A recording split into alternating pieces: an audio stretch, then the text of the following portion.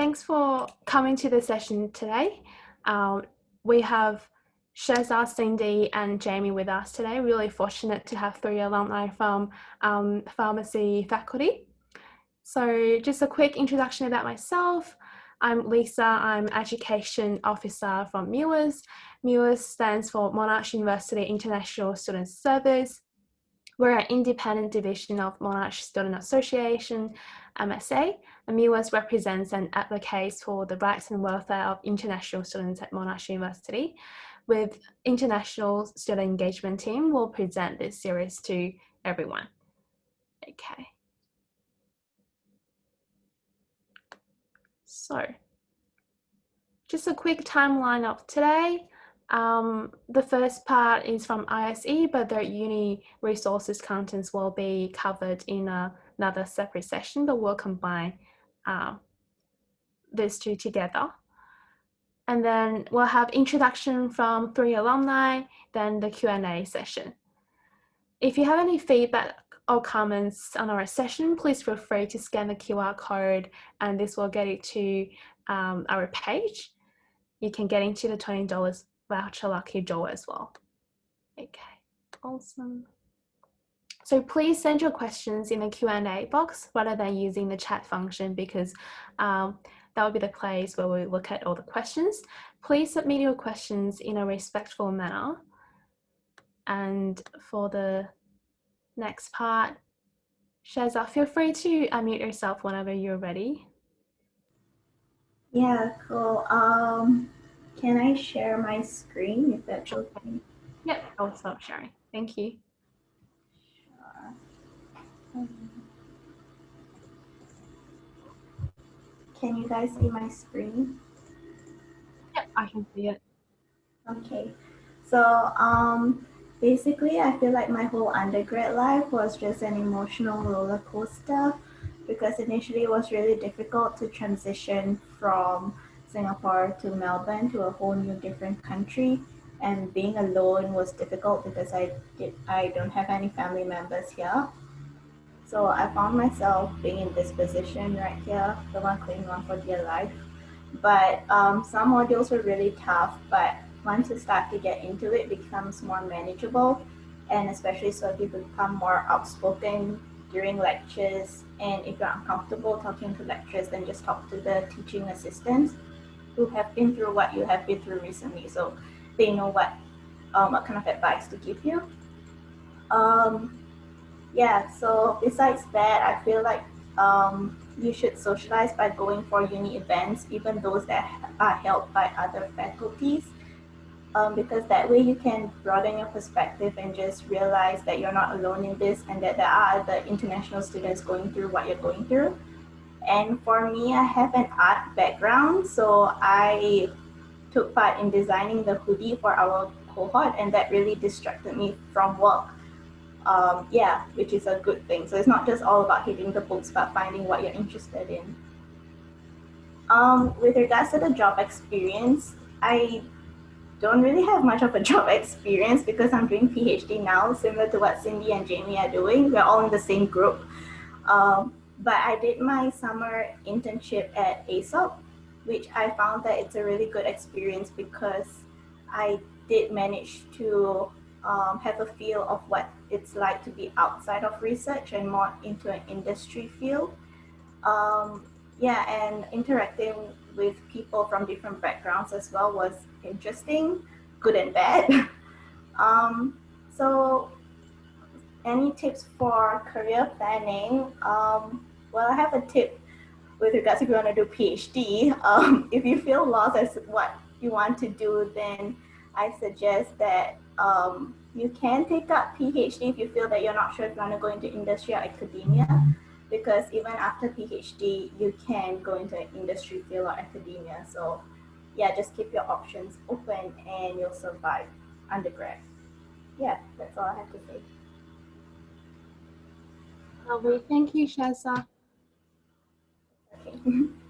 Awesome. I'll share my screen back again. Cool. Oh, too fast. Cool. Yeah, sorry, Jamie. Whenever you're ready, feel free to unmute yourself. Yep. Hi everyone, nice to meet you all. Sorry I didn't make any slides for my talk. So I'm Jamie Lam, a second year PhD student at Monash Faculty of Pharmacy and Pharmaceutical Science. I'll be sharing with you my undergrad student experience, the transition from undergrad to PhD, and my other job experiences. So I was born and raised in Hong Kong, and I went to local schools and didn't dream of studying overseas when I was young. But when I was 18, I had a chance to study accounting and finance in the University of Hong Kong, and I didn't enjoy it at all. So my dad suggested me to come to Australia to study pharmaceutical science because he knew that I have great passion in research and doing lab work, and it was an amazing decision. So my undergrad experience was fine. The transition from home to Melbourne was not as hard as I thought, and especially Parkview is a very small campus, and everyone knows pretty much everyone through mutual friends, and it's easy to make friends, but hard to make new friends at the same time. So for the course itself, um, so beside fundamental knowledge, we also learn how to write reports, handling lab apparatus and other machines. And we had pre-honors for 3 months to work on a project in the last year of our undergrad. And we have also have summer scholarship and other research project opportunities during the summer. And after that, we had honors year with much less coursework, but more research. It's like a mini PhD to get a feeling of what is it like to do research. So I would say it's a graduate change from structured university classes to research. So after my undergrad honors degree, I got a scholarship, and so I got to stay in Monash and in Melbourne. The PhD study um, is hard but rewarding in my opinion. I got the opportunities to travel a lot. I went to the US and Israel last year to do research with other research groups, and I also traveled in the States for conferences. And work-wise, now I'm only working as a TA for 3 undergrad units, and I was also an administrative assistant of Monash University last year to help organizing the employability week for undergrad. And beside paid jobs, I volunteered at Red Cross for almost 2 years during undergrad, and I'm also involved in a lot of student associations and societies. So, during my PhD, I organized a lot of events. I did many administrative work and graphic design for those committees. And yeah, so I didn't go through all the interview or hiring processes to get these jobs. So I cannot really give you any tips on that, to be honest. But I would say just be proactive. You don't get if you don't ask, and do your best in all your jobs because people can see your attitude and effort that you put in the work, and who knows who's watching you, like they might be your future employees. Yeah, that's all I want to share today. Thank you. Awesome. Thank you, Jamie. But yeah, even the intern experience and also scholarship that you and Shaz just shared with us will be really useful for students. And the next one is, oh, sorry. Like, Cindy, yeah, whenever you're ready. Yeah, sure. My name is Cindy. I was born and raised in a city called Guangzhou in China. So I came here so I started with the foundation year because in my days, which is like a long time ago, in my days, we still need a foundation year degree to get into the Faculty of Pharmacy and Pharmaceutical Sciences. And I started my study here for my bachelor degree in 2014, and I graduated with honors in 2017, and I started to do my PhD after that. So past work experience, so I basically started my PhD after my honors. So besides some scholarship lab projects and some paid projects in my undergrad, I did a lot of tutoring in my undergrad. So I was one of the leader in the past session. I'm not sure if you've heard of it. So it's a peer assisted learning session by Monash University, and it's pretty much just to, like, in addition of lectures and tutorials, just for undergraduate students to have a bit, like, just make it a bit easier for you to finish exam, basically. And so I did a whole bunch of tutoring, not just in university, but also I had some year 11 and year 12 kids, and I tutored their chemistry at that time. And at the end of my second year, I also got a paid lab work in medicinal chemistry in our faculty, and I worked there for 3 months. So it was still just lab work, and at that time I didn't really want to do chemistry. I didn't want to do synthetics, but I still took the job just for like an experience. I absolutely hated after that. So that was why I didn't go into medicinal chemistry for my PhD.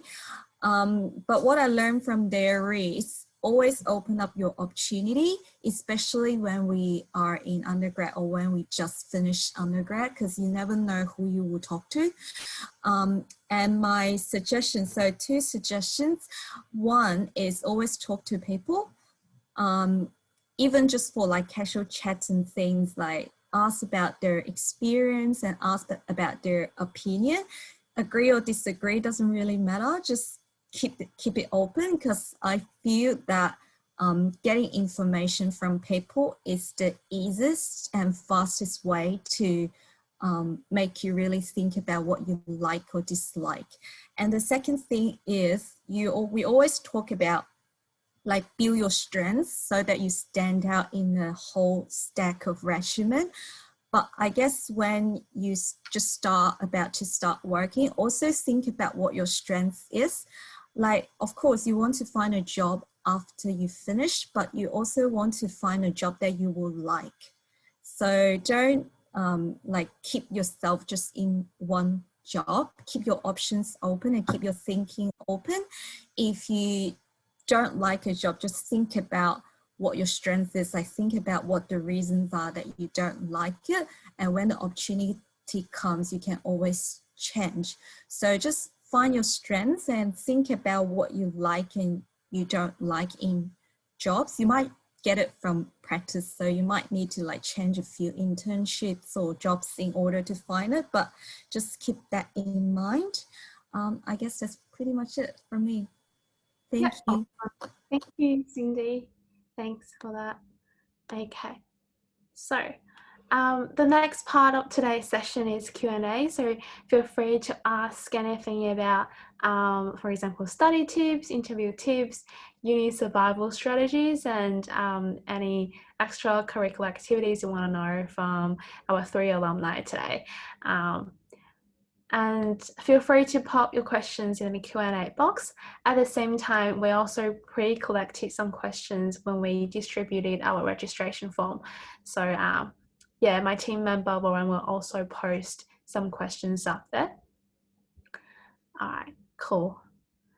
So the first question from the audience, how has COVID shaped your work capacity? I think that can also be like related to your PhD study as well, like anything about your job opportunities or PhD experience nowadays that have been affected by COVID? I think PhD is a very heavy, like research-based study. So normally we go to uni like every day to do research, to do experiments in the lab. So like during COVID, we couldn't, I think the first few months that we couldn't go back to the lab. So all we could do was to read papers and do reviews, which was very limiting, like our research progress. But yeah, I guess that's how it is. But now it's a little bit better because we can go back to the labs now. Cool. It's good Yeah. to yeah. Cindy? Yeah, I guess besides that, it's also it's also the fact that we are not able to travel internationally and domestically, so that definitely limits our ability to do network with people. It seems like there are more people are joining virtual conference, but the actual networking that we are able to get from virtual conference is really limited because it's really hard to like make real connection or like talk to meet like real collaborators. So I think that's another thing that really limits the capacity, the work capacity. Yeah. That makes sense. Thank you. Shaza, do you have anything to add, or are you happy for me to? Yeah, I think it's pretty much what has been covered, but I feel like the other two might not agree with me, but I feel like there's more work to be done now during COVID because we are staying at home, so the expectation for us to do more writing is higher.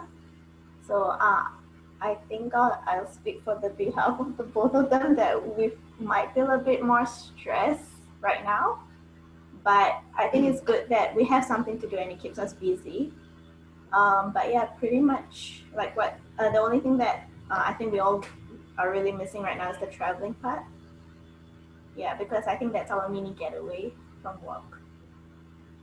Yeah. That's true. Thanks for sharing that. It's good to know this from all your perspectives. And the next question, what are the key steps that you think we should be taking in our final semester? So I would say, firstly, talk to people, especially some lecturers and professors. If you want to do PhD, definitely talk to like different professors or even like go have a look at what they do and if that might be something that you're interested in. And also like talk to us or talk to people who graduated, like anyone you know, your TAs or anyone you know that just graduated in the past few years, and just talk to people and see what they say.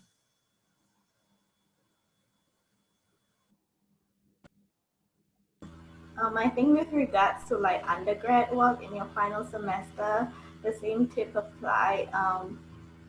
Don't leave anything to the last minute. Try to get stuff done as routine as possible. And yeah, if you have group projects, really try to meet up earlier because you know different people have different work traits. So yeah, try to do everything as early as possible. I think it really depends on what they plan to do next as well. If they want to do more research after undergrad, then maybe in the final semester they will look for more research opportunities, like ask the research groups that you like to see if they want any PhD students. And if you want to go into industry, then maybe in your final semester you start looking for different industry and to see which field like interests you more and do more research. Yeah. Yeah. And if for people who are tossing up between research and industry, I would say, why not try both? Like you might change in the future anyway, and don't limit yourself.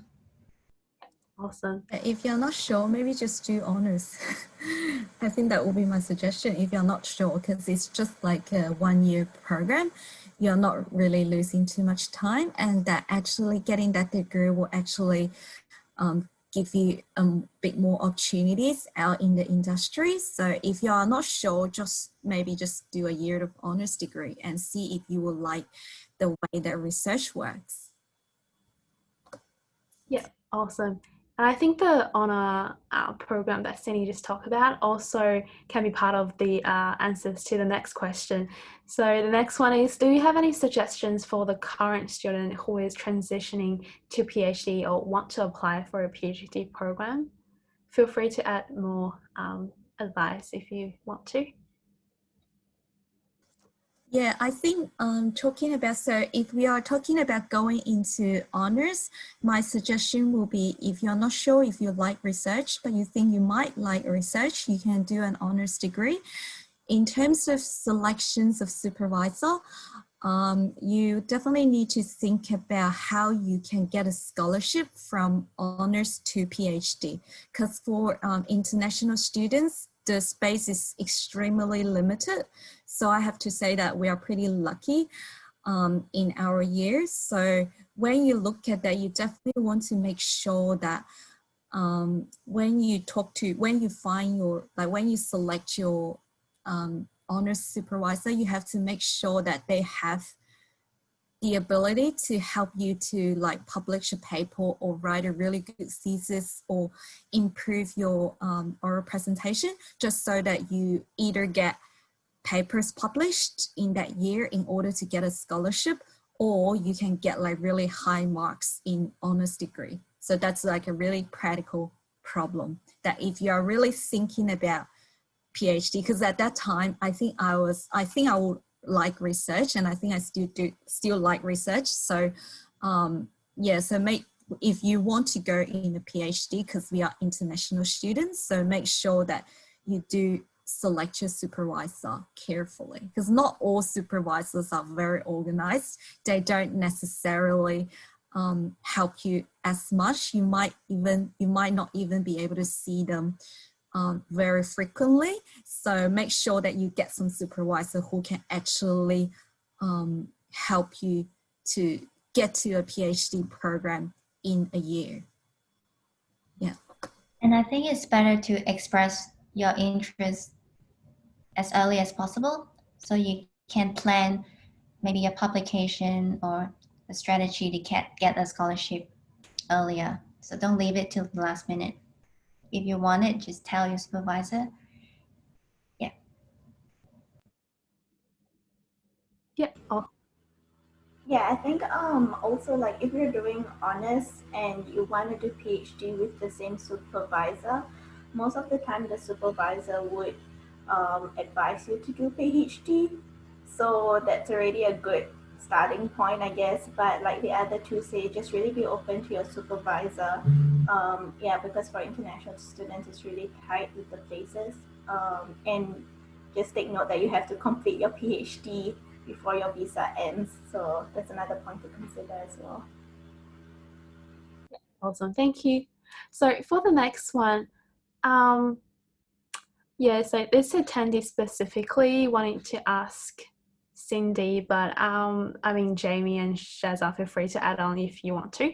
So the question is, what challenges did you face when you were completing your honors? Thank you for your question. I think I can talk about this for 5 hours. So challenges. I think I did have a lot of challenge in my honors year. Maybe not so much in the experimental side, but so my understanding is to be relatively good at research.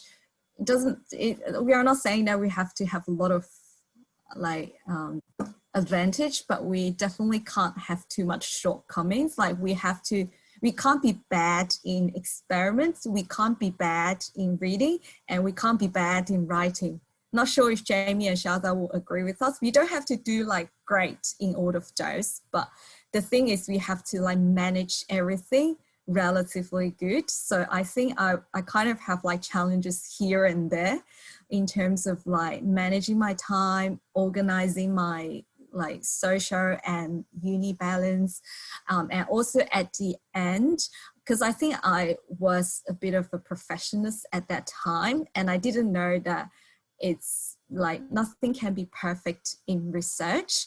And so I kind of like left the thesis writing to the last minute, and like 2 days before the thesis submission deadline, I still didn't have discussion. I wrote it, but I wasn't like too happy about it. And it was to feel like I was a bit too slow because I wanted to make every sentence perfect. So I guess I kind of have challenges here and there. And my suggestion will be, make sure that you complete things first before you make it perfect. So I hope that answers your question. Thanks for giving us an insight into your honor experience, because that will definitely help students as well. Anything you want to add, Jamie or Sheza, or are you happy for me to go to the next question? I think for challenges, I think it's the same for honors and PhD, is that most of the time you feel very lonely and helpless because it's like fighting a battle on your own. There's no research topic is exactly the same and no project is the same. So even we are in the same group, we don't face the same problem. So most of the time, yeah, you have to find your own solutions to the problems. Yeah, I think that's one of the biggest challenges for me. So the solution to that is or what I'm trying to do is to get myself involved in a lot of other committees or have other habits, other hobbies, in life. So I know I have another life beside my PhD. So PhD is not everything to me. Yeah. Yeah, so can I add one more thing?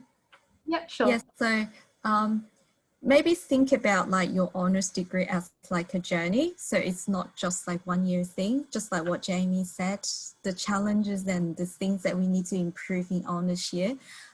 We might still need to keep improving it in our PhD or even in your future life. So maybe just think about it as like a journey and an experience for you to like, you know, improve yourself and your degree as well.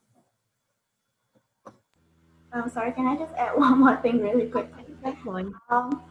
So like I think one of the main challenges is that knowing that honors is just 9 months. So and on top of that, you are no longer spoon-fed with perfect results as you were in undergrad.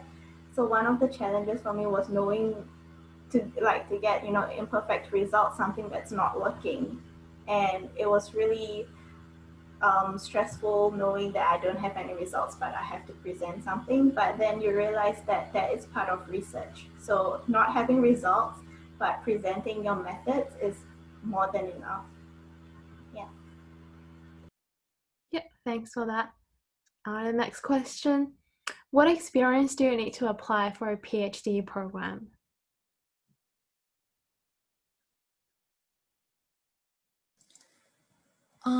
So I think, well, I don't know how the system works. If I know, I wouldn't be here now.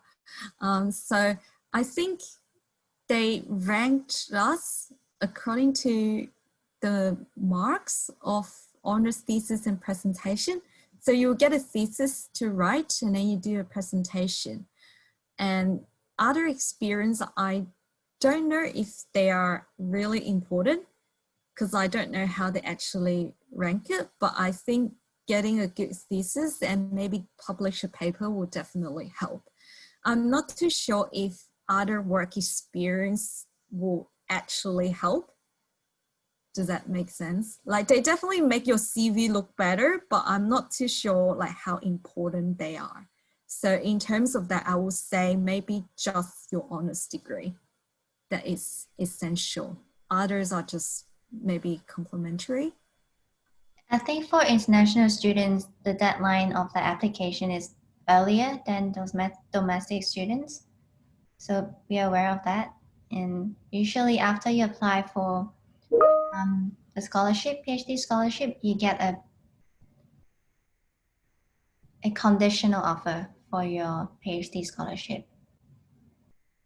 So let's say if you get over 82 marks in your honors, you get the PhD scholarship. Yeah. So just just to know, apply before the domestic students. Yeah. Cool. Thank you for that. All right. So next one. Okay. I'm from law faculty background, but I want to make the transition to pharmacy domain. Any tips to do so? This is an interesting question. Yeah, so I'm not too sure if you might want to explain a bit more. I guess before we answer that question, we might want to ask you why. So if you want to transition from law to pharmacy domain, so in our faculty, there are two degrees, basically. One is to do pharmacist. So you get trained and work in the community pharmacy or hospital pharmacy as a pharmacist. But for us, we did pharmaceutical science, which is more research based. So I'm not sure if any of the units that you did in law will be recognized and transfer as credit if you want to come here, or because I know that there is a graduate program for pharmacy. So if you are from a science background, you will be able to do, instead of 4 years, you can just need to do 2 more years top up to become a pharmacist. But that's just for pharmacists and for science background. So I'm not too sure if you have a law degree, like how it will work if you need to start it all over. Yeah, thanks for clarifying. Thanks for us, Cindy. But yeah, if the attendee would like to provide more details, or if you still have any questions you want to ask, feel free to do so. But yeah, the clarification is really clear and hopefully that can help. And the next one, how to choose who to do a PhD under. I think we also have similar questions. How to select a good supervisor, any past experiences? I think like how to choose who to do a PhD under during our undergrad, I think for us who did pre-honors, we had supervisors from different groups gathered all of us, and like they just briefed us on their project. So we just had to go up to them if you're interested in their project. They would most likely have more than one student, so they would list your name down, but that is when your grades come into play. So you have to be like a really good student, and then they'll take you into consideration. Yeah. I'm not sure what was the other question. I forgot, so I'm going to just pass it to Jamie. Yeah, the next one is like quite similar as well. How to select a good supervisor, any past experiences? I think it really depends. Like if you have a specific research topic in mind that you want to do, so definitely go for the researchers who are doing similar research already. And for some people, they don't mind doing anything, like they just want to do research. So they want to find a good supervisor that they can work along, like they can be friends with, or they can work along well, then it's completely different story. Like, yeah. So I think handling supervisor relationship, the relationship with your supervisor is very atypical as well in your PhD journey. Yeah, so I guess it's very personal. Like if you want to, like choosing your supervisor is very personal. Like if you don't have a specific research topic that you want to do in mind. Yeah. Yeah, definitely agree with Jamie. I think comparing to picking your interested topic, getting a supervisor that can actually get along with you is much, much, much more important.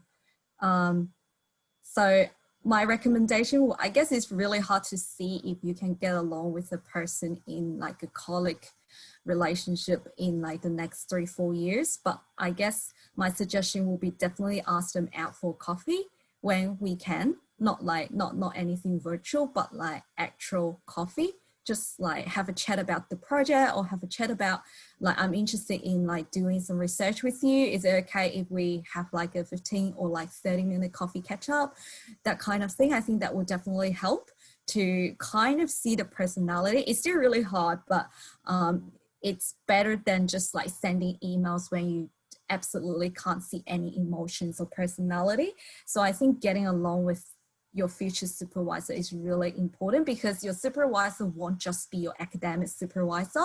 They will also be your referee in the future, and also they can be your life mentor, which is really, really, really important. They can give you the opportunities and the vision and the insights that you have never thought of. And I think that's the value of like PhD. So it's not just about like publish a few papers and like do some presentations in conferences.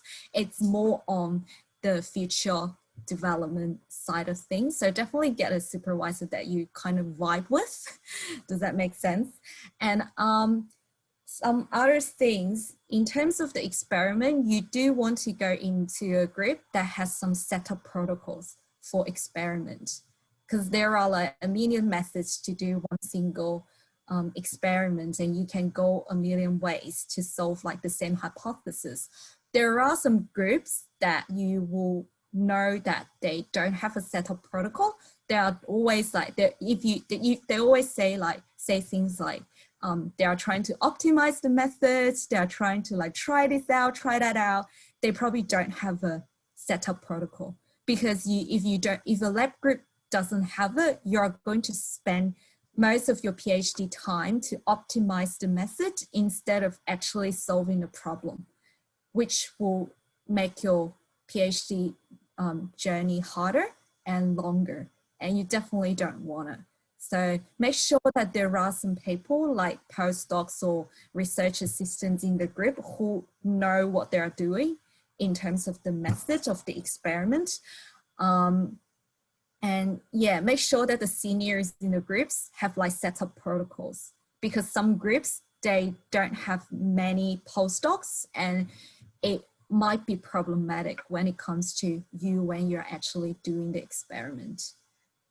And yeah, and also maybe chats with the current PhD students to see the research output. So when I say research output, I mean, so one, papers of the PhD student who produce like every time, because that will be really helpful in the future when you look for jobs. Or if you don't want to go to academia, have a look if the PhD graduates of the group, if they are employed in like pharmaceutical industry. I think that's really, that was what I thought about before I did my PhD, because yeah. Really amazing to listen to all your insights also. Okay, so for the next question, how to keep up the mental health when doing a PhD workload during COVID-19?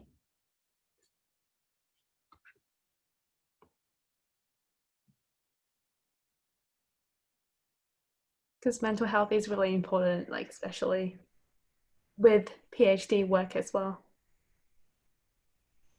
I think for our group, we have been having a lot of meetings, weekly meetings with other group members, and we also have weekly Friday night drinking event, like virtual drinking with our group members as well. It's kind of like have a chance to connect with other people virtually during the COVID.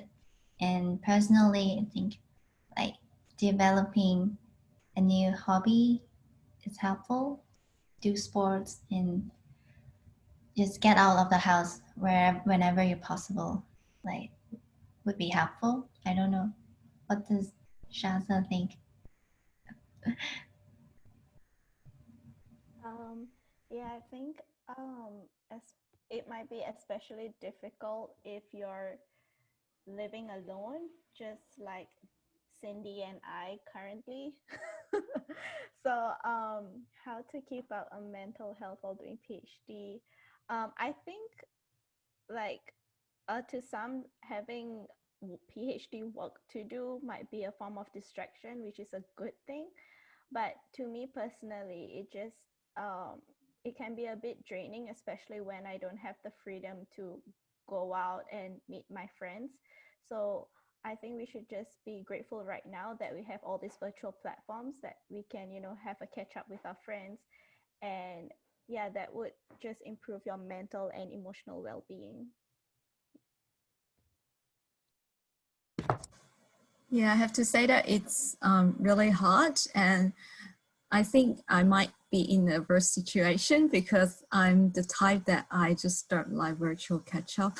I don't like any virtual. I didn't realize it until this lockdown COVID thing. And now I just feel that virtual catch up is probably more draining than no catch up. So I guess because now we can do social bubbles. So that was how I kind of like try to catch up with my mental health well-being. And also I have to say, well, I'm not too sure about Jamie or Shaza, but I think the workload that I'm personally doing at the moment is actually less than normal, because if I do too much work, I definitely feel that I feel unhappy more frequently. So I'm just trying to like look after that. So I have to say that I'm lucky in my third year of PhD. I still have 1 year to go in terms of my scholarship. So I'm not at the very end. So I guess time-wise, I'm kind of lucky. So it's not too bad for me in that I still have a little bit of time to play with. So I have to say that it's really hard. But I guess just not just for us, but also for you when you're in your last year of undergrad, maybe whenever you can, try not to push yourself too hard. Like it might be okay in normal times, but maybe not in a COVID lockdown.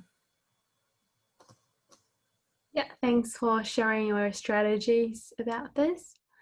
And the next one, hey guys, I'm planning to study further and do a PhD program after my honours. Could you share some challenges and advice to be able to successfully get into it? I don't want to talk about this before, just any advice or anything you want to add on to that?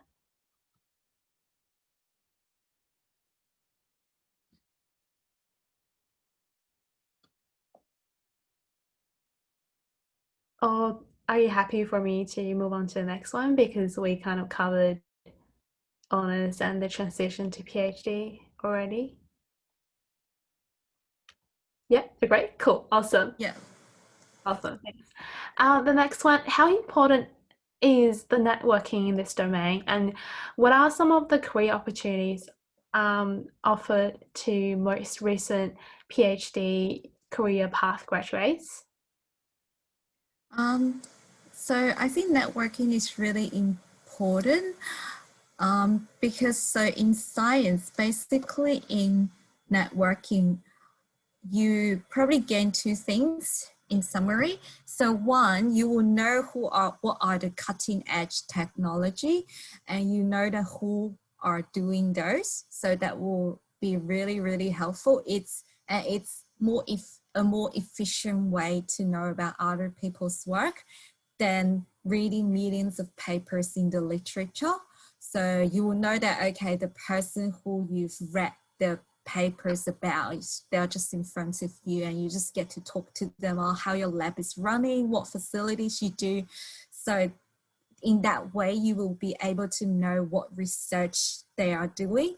And I guess the second thing is about collaboration, because so science is huge and all that we are doing is just like an extremely small part of it. So we always need to know who are out there doing the research, and if there are some, because we can only do this much. So a lot of the time you need a lot of collaboration in order to like finish a big picture.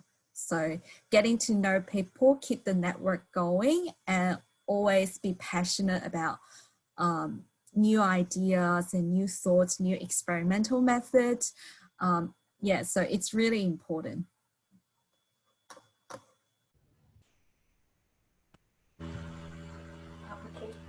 Okay. For the networking, yeah, I think it's really important as well because that can help you form collaborations. So for a recent conference, virtual conference that I attended, it has it's to do with my field, but like just from that and just having conversations with people, one of them could be a potential collaborator for me, and I could actually get some samples from them. So networking is really important. Personally, I found it really difficult initially to have to, talk to people, especially in a large group. But if you realize that it's the benefit of it is for your project and to push your project forward, then you realize how important networking is. For the other question, I'm going to pass it to Jamie. Now I was gonna say, it doesn't have to be networking with overseas or people who are high up. It could be just networking with your peers in the same faculty. That would be helpful as well. Because yeah, just like what I said, no one is doing the exact same project, and most of the time you need you need to learn techniques or need equipment, materials from other groups. So knowing which group is doing, like knowing the research of different groups in your faculty or your peers is very important as well and helpful for your own research. Yep, awesome. And the next question, when should I start planning for my next career degree, honors or PhD, and how to apply for scholarships?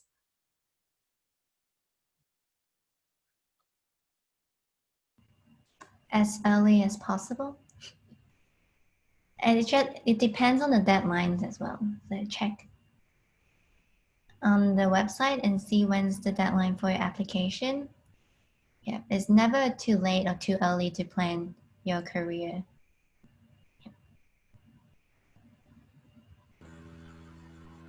But if you're in like the advanced honors degree, then I guess that's like a fast track for you to continue with your honors. But also, it's not a guarantee that you'll get a place in honors because you do have to maintain, that 70% mark, I believe, every year. But like Jamie said, just try to plan it as early as possible. And honestly, if you're really not sure what you want to do in the future, then I would suggest to just go for it and apply as early as possible. And how do you apply for scholarships? Yeah, all of the information is practically online in the website, but I think you have to submit I think Cindy and Jamie can help me out if I'm missing out on something, but I think you have to submit like a CV, like a resume thing, and your potential project description or something. I'm not sure. What were the other stuff that we had to submit? I think that's it, yeah, a CV and transcript. And apart from the faculty scholarship, you might want to keep an eye on external scholarships. I think Cindy can add on that. Yeah, so just always keep an eye on it. I'm not too sure when will be. I'm not sure if you're applying for honors or you're applying for PhD. So I think the PhD deadline for international is at the end of, I'm not too sure about this year because they kind of change between August, September, October every year. So make sure that you keep an eye on it. For honors, yeah, so maybe just keep an eye on the website in terms of the actual time. And I think there are a few different external PhD scholarships. I think Monash's website has them. So under the Monash scholarship, there is like an external scholarship that gives you the link to different scholarship websites, like externally. Keep an eye on those as well, because I think Australian government used to give some scholarships. I'm not too sure about now. Yeah. Yeah, awesome. Thanks for that. The next one, what was your motivation for studying further instead of joining the workforce? So I guess for me, one of the things is I think I am interested in doing research, and I believe that not many people likes or are able to do research well. So I was just thinking I will give it a try because I think I'm interested in it. So it's always good to do something that you are interested and you are passionate about. And having that in mind, the second thing for me was I think PhD will definitely give me another level, another step up when I go to industry, even if I'm going to industry in the future. So one of my friend in undergrad in the same cohort, he did an internship in GSK. So in the pharmaceutical companies. So at undergraduate level, I think most of my friends, they are doing so quality control or quality insurance, like technical stuff, or like R&D, so research and development in a lot of different companies. So my friend, when he did that intern in GSK, he basically just told me that he got sick of it the second day. Like some people might be okay about it. So he was basically just doing HPLC injections and he didn't even need to think about anything. So he just needs to follow an SOP, so a standard operating procedure that was given to him. And then he just needs to inject samples, and he was like sick of it the second day. So I've never actually done an internship like that, but hearing that, I'm sure I don't want to be like that. So maybe just talk to a lot of people, talk to your friends who go to different places for internship. And even if you are doing an internship, or if you are having your first job and you feel that you absolutely don't like it, just don't do it. Just look for an opportunity and change your job. I think personally, I just like the idea of having my own project and my own publications. I think that's cool. And I don't like doing repetitive jobs or working for someone else and without knowing, doing like QC or QA jobs. Yeah, I don't think I suit that kind of workplace. That's why I chose to do research. Yeah. Yeah, I think similar to Jamie, after I did the internship at ASAP, I realized that I wasn't really interested in being a QA, writing reports. I just wanted to be in the lab, and whenever I passed by the R&D department, that kind of interests me more, so that pushed me to do PhD. And also, I suggest that you should research more, like where you want to work in the future. For example, like I found that if I were to go back to Singapore, then there are more jobs for those who have done PhD as compared to those who just have a bachelor's. So that was another motivation for me to study further. Awesome. Thanks for sharing those with us. The next one, how to find people in the field for collaborations for yourself, projects, and extra.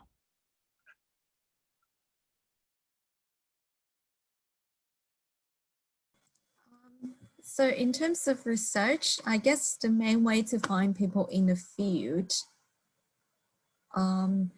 is, sorry, I'm just trying to think about the directions of the question. If you're talking about how to find people in the field in PhD, mainly conferences. So always say yes to all of the conference opportunities that your supervisor give you. But if you're asking about in undergraduate level, how do you find people in the field? I would say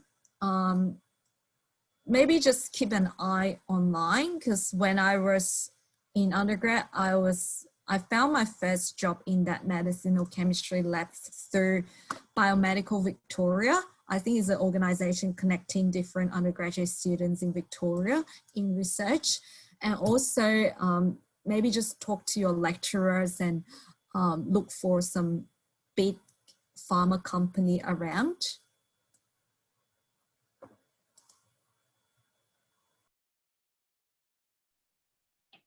Yep, awesome. Anything that Shazel or Jamie want to add on to that, or you happy for me to go to the next question? I think Cindy has covered most of everything. Cool. Awesome. So for the last question, can I know what programs are you guys working on, to all the panelists?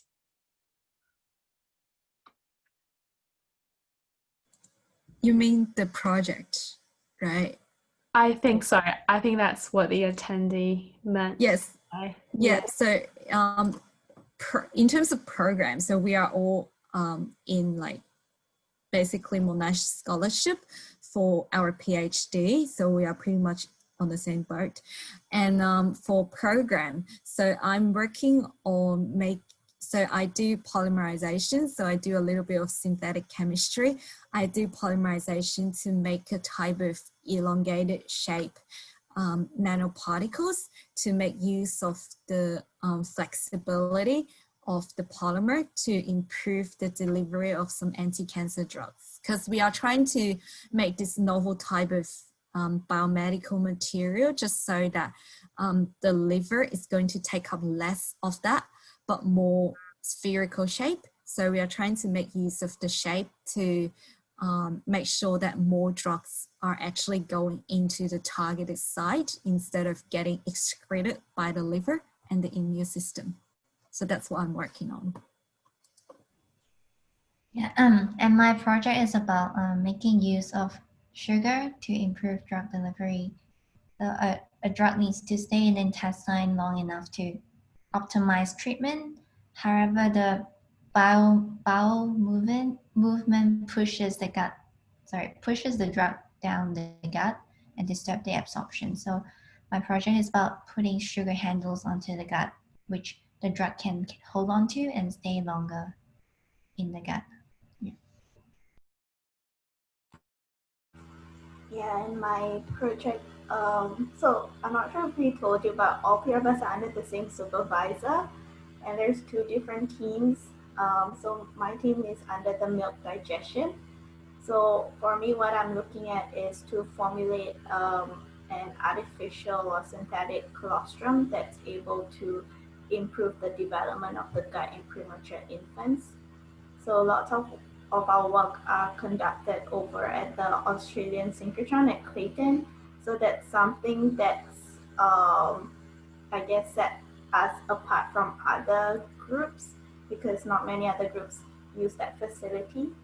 But yeah, so we kind of have a spread of what we're working on, even though we're in the same group, which makes it interesting because we can give each other tips and expertise in our own field.